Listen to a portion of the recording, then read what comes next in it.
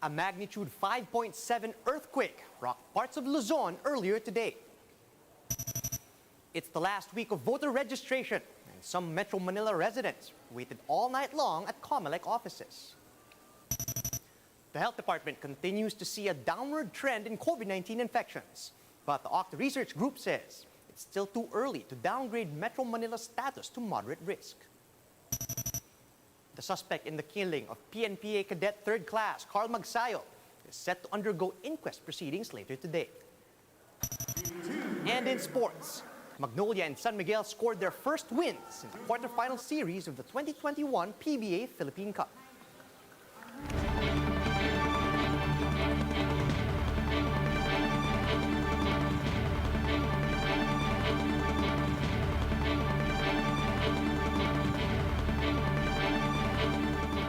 Fast, focused, and fearless. Here's everything you need to know as you jumpstart your day. I'm Charles Lejano.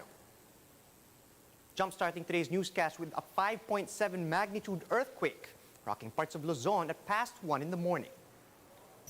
The epicenter of the quake was located at Looc, Occidental Mindoro, but was felt as far as Metro Manila, Nueva Ecija, and Bulacan. Up to intensity 5 was recorded in Tagaytay City and Amadeo, Cavite. Intensity 4 was felt in Malolos City and Obando, Bulacan, as well as in Manila, Marikina, Las Piñas, and San Juan. The same goes for General Trias in Tanza, Cavite, as well as San Mateo in Rizal. Intensity 3 was recorded in Quezon City, Pasig, Makati, Valenzuela, and Antipolo. While intensity 2 was felt in Palayan City in Nueva Ecija. Meanwhile, a 4.5 magnitude aftershock also occurred in Looc, almost 30 minutes after the initial quake. And up to intensity 1 was felt in Abra de Ilog, Occidental Mindoro during the aftershock. And Fivox is expecting damage and more aftershocks following the 5.7 magnitude quake. COVID cases and virus reproduction rates are on a decline in Metro Manila as well as other nearby areas. But both the health department and the OCTA research team warn that we're not completely out of the woods just yet. Here's the report. Several areas in the country are still seeing a surge in COVID-19 cases due to the Delta variant. That includes Region 1, 2, 4B, 5, CAR, and certain areas in Regions 3 and 4A. But in other areas like Bulacan, Cavite, Laguna, and Rizal, cases are already on a downtrend. Still, the health department says it's not the time to let our guards down. Bagamat nakikita natin ang unti-unting pagbaba, nakita po natin in the previous week, bumagal po ang pagtaas sa mga kaso. Vergere also urged caution when interpreting recent COVID-19 data. She said more and more people are now relying on antigen tests instead of RT-PCR tests. Recall that the agency will only start counting antigen tests in their daily case tally starting this week. Vergere also cited challenges in counting antigen test results. Karoon tayo ng inaccurate results. The health department is now working with the MMDA and the National Task Force to mobilize regional offices of the DILG and DOH and establishing a registration and reporting system for clinics and LGUs using antigen tests. Unti-unti na po na level yet because hospitals are still full. The healthcare utilization, we see it at high level, and the daily attack rate, ADAR, we still see it right now at critical level. Despite this, OCTA believes the implementation of the new granular lockdown and alert level system is showing good results. The health department reports over 20,000 new COVID-19 cases on Sunday. This brings the country's total caseload to 2,490,000, with some 161,400 cases still considered active. Meanwhile, no new COVID-19 related deaths were recorded yesterday due to technical issues in COVID Kaya. The death toll remains at 37,400. On the other hand, total recoveries have now reached 2,292,000, with over 24,000 new survivors logged in the previous day. The health department also shed light on the technical issues with its COVID Kaya system yesterday. This as the country logged 0 new COVID-19 related deaths since Friday. Health Undersecretary Maria Rosario Vergere says the DICT is working on fixing the data storage issue to avoid any further delays with the reporting of the country's coronavirus deaths. Cadet Second Class Steve Cesar Maingat is set to undergo inquest proceedings later today following the death of Cadet Third Class George Carl Magsayo. Here's the story. PNP Chief Guillermo Eleazar personally visited the wake of Cadet Third Class George Carl Magsayo at the PNPA compound in Silang, Cavite. Eleazar gave Magsayo's family some aid, along with a promise that the PNP will focus on the cadet's case. Pangako sa kanya na gagawin natin lahat ng pwede para una managot yung responsable sa pagkamatay ng kanyang anak at pangalawa na hindi na mangyari ito sa iba pang mga kadete. Magsayo, along with his friend, went to the room of Cadet Second Class Steve Cesar Magsayo to receive punishment for a wrongdoing on Thursday afternoon. There, Magsayo was punched 5 times in the stomach by his upperclassman.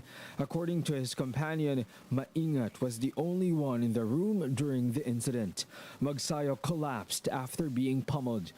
The cadet was still rushed to the hospital, but was declared dead on arrival. Wala kalitan. You know, in our organization kasi, maaring meron tayong mga dapat sinusunod na mga alituntunin or meron kayong mga instruction na ina-expect mong sundin. Siguro doon nagkulang itong si Cadet Magsayo. But the point is, whether nagkulang o hindi pwede ang physical punishment. The PNPA has long banned the practice of hazing among its cadets.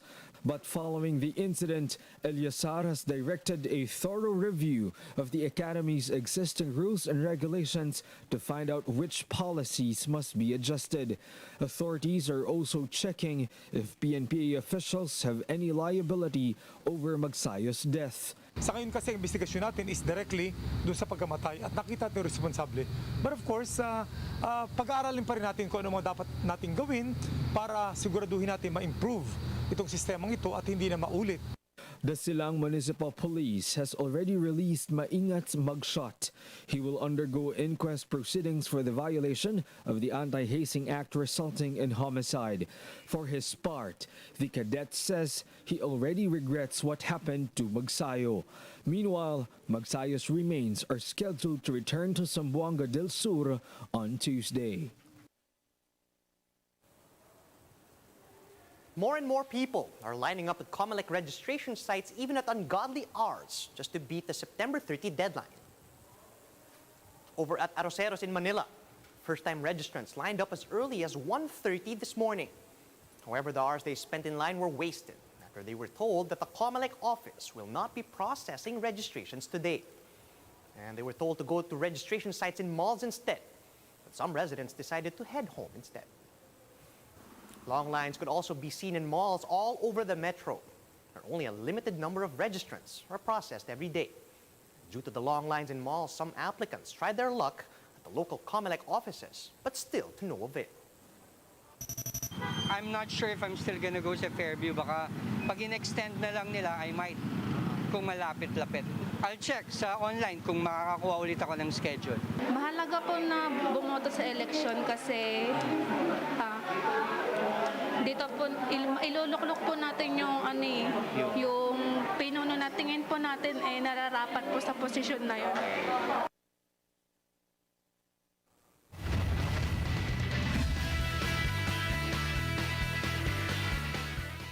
Magnolia and San Miguel have inched closer to the semis after bagging Game 1 of their respective playoff series. Paul Lee and Ian Sangalang combined for 39 points as the Hotshots frustrated Rain or Shine 81-70. On the other end of the court, Rain Ambata and JV Mocon racked up 27 points in their losing effort. Meanwhile, Alex Cabagnot led San Miguel's 88-87 escape over Northport as Cabagnot marked his first game back after a knee injury with 20 points and 3 rebounds. He also sank the winning jumper with just 1 second left in regulation. Here are the stories to watch out for later today. The Health Department is set to discuss the preparations for the pilot implementation of face-to-face learning. COMELEC, on the other hand, will discuss the protocols for the filing of certificates of candidacy. And good news for Quezon City residents. COMELEC is setting up a one-day voter registration hub at Ali Mall in Cubao for residents of District 3. And that's how the day is shaping up to be. Join us again later at 10 a.m. as we monitor the day's biggest stories from sunrise to sundown. You can also catch One News on Signal Play. Just register for a free account at www.signalplay.com so you can stream One News live anytime, anywhere. I'm Charles Lejano. Mask on, wash hands, and stay safe, Philippines. We're One News.